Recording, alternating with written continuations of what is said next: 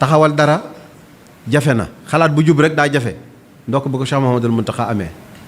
taxawal dara gën a jafe waaye doxal gaa gën a jafe nag bis boo demee nag ba tàmbali ba mel ne lu taxaw nag foofu la jafe-jafe yi soog a ñëw ndax da ngaa nekk ci bunt bi ñëpp naan du dox ñii naan du dox na mu war a doxee waaye pakk yi nag ci lay gën a bare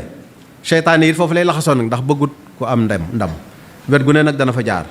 kon loolu tam mboolem ñu ñànk liggéey bi ñu ngi leen di kañ waaye di ko dolli ak laxasaay ñu gën a xam ne tey la gën a jafe rawatina nag bi yaakaar yu toll nii juddoo ndax yaakaar yi moom fii ne jàpp naa ne ñi fi ne xamuñu sax ni yaakaar ji nga xam ne nit ñi laay wax wala adduna bi am na ko ci liggéey bi yemul ci murid yi loolu moom dama ko jëleel ndax jëf ju rëy ji ku ko jëf fu mu nekk sa xela nga fa sa xola nga fa sa yaakaar nga fa te waxtu wu ne yaa ngi ci am bët di xool